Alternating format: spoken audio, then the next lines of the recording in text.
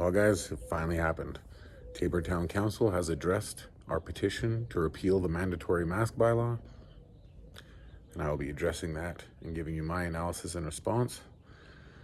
As well, we also have a letter that was written to the editor in the March 10th Taber Times regarding non-maskers that I wanted to address.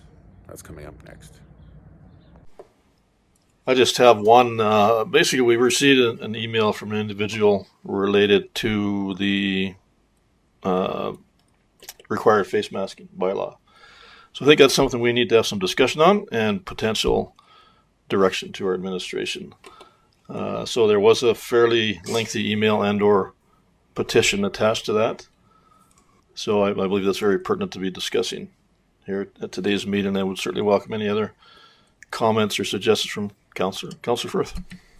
Thank you, Mr. Mayor. I read that email and attached petition as well.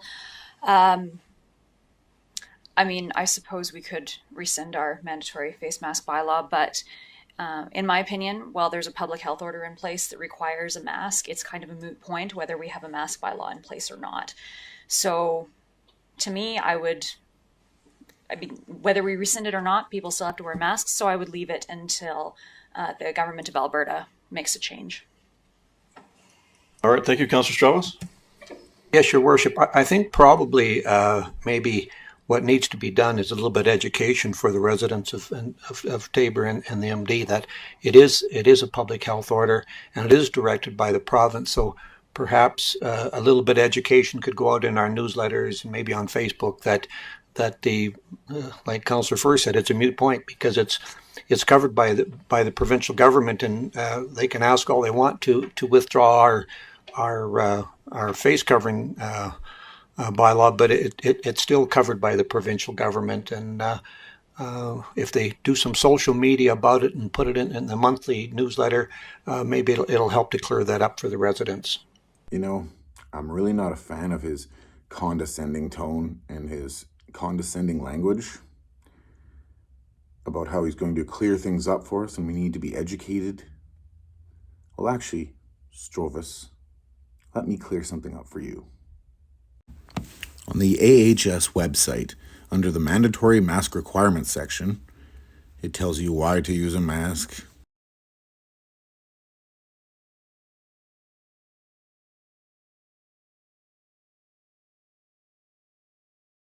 And then as we scroll down, when to use a mask, when mask use is mandatory, which includes indoor public places, indoor workspaces, places of worship, K-12 schools when required, and municipalities if bylaws are in place. Wait, so the provincial health order itself says it's mandatory in municipalities if bylaws are in place? But I thought it didn't matter, councillors. All right, thank you. And I would echo both what Councillor Firth and Councillor Strauss has to say. The Alberta Health Service Order clearly supersedes any bylaw within the province, particularly the face mask bylaw in that regard. So it is definitely a moot point as far as that goes. But I would agree that the educational aspect is probably important, and we're certainly not trying to ignore this gentleman's concern and or the people he represents related to the petition involved and the legwork that went into going through the petition process. So, but again, it really is an educational point, and it doesn't matter one way or the other whether we withdrew our bylaw or not. The Alberta Health Order is still in place, and there's no current end in sight. So that one does supersede everything else as far as that particular topic. Well, clearly I'm not happy with this response. For one thing, like Councillor Firth says, oh, it really doesn't matter. I suppose we could rescind it. Well, then rescind it. You had 533 handwritten signatures, along with Lethbridge had allowed their mask bylaw to expire and not renewed it. Medicine Hat had lifted their mask bylaw, and this was prior to us handing in our petition. So the door was left wide open for them to just get rid of the bylaw. Clearly, it does matter, as stated in that AHS mask article itself. A provincial health order is enforced by RCMP/AHS, They would have to ask for the town's assistance if they wanted the town police to enforce these things. A bylaw, on the other hand, can be enforced by a police officer whenever he feels like it. There is a difference. And to ignore that, or pretend like you don't know, or maybe even worse, the fact that you don't know, that doesn't make things any better, Town Council. Now what I'm going to address is a letter to the editor written in the March 10th issue of the Tabor Times about anti-maskers. Now this letter is extremely ignorant of a lot of things, but I do think that the author, who remains anonymous, which is always a great sign of bravery and standing by your morals, to write an anonymous letter. But this anonymous author, I do think that they mean well with this letter, but they are so far off the mark, it's not even funny. And I could break this thing down for an hour. I'll try to keep it as short as I can. First, I'm just going to read through the entire letter, and then we'll break it down piece by piece. Remain vigilant, and together we'll get through this. Posted on March 10th. Though most Southern Albertans have the common sense to wear a mask, a few still think they're above the law and choose to not wear a mask when out in public. Wearing or not wearing a mask is not a rights issue. It's supposed to be a non-selfish health and safety measure to keep all Southern Albertans safer. It's science, not conspiracy or the government trying to trample on your rights. You'd think by now, a year into the pandemic, people would know better, but some don't and simply need to be reminded it's not just you in the pandemic, it's everyone in Alberta, young and old. With vaccines rolling out, it's more important than ever to still take precautions, so Albertans don't have to go back into restrictions and lockdowns. We are all in this together. There is no I in team.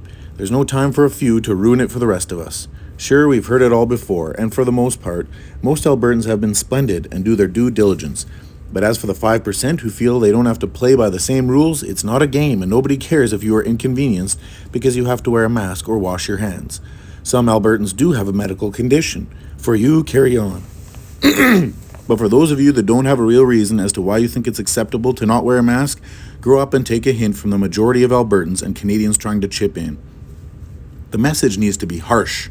Alberta is at a crossroads. COVID-19 cases are diminishing thanks to the Southern Albertans doing their part to stop the spread and flatten the curve. We are all tired. It has been an exhausting year of following guidelines and regulations for our own good. None of us want to. It's a sacrifice, compromise, and a collaborative effort by the majority of the province's population. Anti-maskers, sure, you have a right to not wear a mask in your home, outside, in your vehicle, and other places where others have chosen not to wear a mask. But in public, it is the law to wear a mask, just like everyone else. The mask-wearing populace also has the right to tell a non-mask-wearing fellow Albertan to strap one on and take one for the team. Public spaces have always had rules and regulations in place. No shirt, no shoes, no service. No dogs allowed, and washrooms for customers only. Alberta has laws all Albertans are expected to follow. Don't drink, use drugs, text, use phone and drive, buckle up for safety, wear a helmet, and newly formed health and safety measures for farms. Why should the pandemic rules and regulations be any different? There has always been resistance to laws by some individuals. Only you can prevent forest fires. Give a hoot, don't pollute. Reduce, reuse, and recycle, and wear a mask. These are all slogans created to make a statement and remind people to follow the grain rather than go against it. When one swims against the current, it becomes choppy and it isn't very productive. Choosing not to wear a mask in today's society is counterproductive.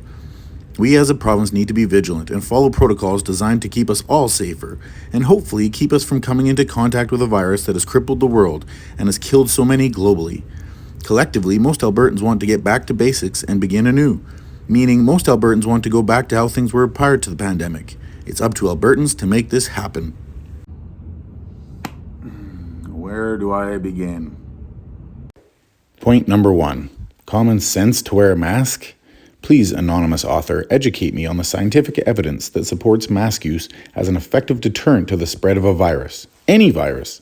Uncommon sense is what I prefer to use. We have the sense to do our own research before we mindlessly follow government orders. Point number 2. Wearing or not wearing a mask is not a rights issue. Well, actually, we are being told by the government that we have to cover our faces. Our personal bodies are being regulated. It doesn't get much more basic human rights than that. Nice try, though.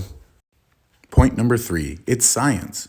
Really? Where is the science behind wearing a cloth mask to prevent the spread of a flu bug with a 99.8% survival rate? Where has this author been doing their education on this subject? From their couch while watching CNN? Sorry, anonymous author, that doesn't count. Point number 4, my favorite. You'd think by now, a year into the pandemic, people would know better. Mask mandates have been in place for a year, and nothing has changed whatsoever. Yes, you would think people would know better, but clearly they do not. Point number 5. With vaccines rolling out, it's more important than ever to still take precautions so Albertans don't have to go back into restrictions and lockdowns. Well, correct me if I'm wrong, but isn't a vaccine supposed to protect people from catching or spreading the virus? But yet you say it's now even more important to take precautions? I'm starting to think your idea of science truly does come from the CNN talking heads. Good grief. Point number 6. It's not a game, and nobody cares if you are inconvenienced because you have to wear a mask or wash your hands. You're right, it's not a game, but it's about much more than just a convenience. It is unhealthy for one thing. You breathe in 5 times the CO2 when you wear a mask than if you don't. And for another thing, it is symbolic of the silencing of free speech and individual oppression. So no, to us, it is not a game. Point number 7. Some Albertans have a medical condition. Yes, you mean the exemptions that stores like Walmart refuse to validate? You do realize exemptions apply to anyone who simply feels anxiety when wearing one, right? Point number 8. The message needs to be harsh.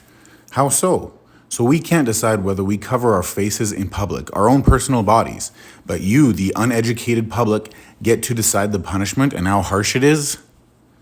I don't want to live in that world, do you? Point number 9. Thanks to the Southern Albertans doing their part to stop the spread and flatten the curve. Well, sorry, anonymous author. We're on bend the curve now. Flatten the curve is so 2020. Get with the times. Point number 10. Public spaces have always had rules and regulations in place. No shirt, no shoes, no service, no dogs allowed, and washrooms for customers only. Really? A public space has signs like no shirt, no shoes, no service? Like beaches? The lake? No dogs allowed? Where is that sign on a public space? Those signs and regulations are for private businesses, anonymous author. Those are not public spaces. Good grief. Frankly, guys, I could have kept going and going and going. But the point here is that neither one of these parties have done a lick of research into this stuff. Clearly, it took me about 5 seconds to find the kind of research it took to disprove their arguments. So the minute we start allowing the uneducated members of the public to decide what's best for our health and safety, we're in big trouble.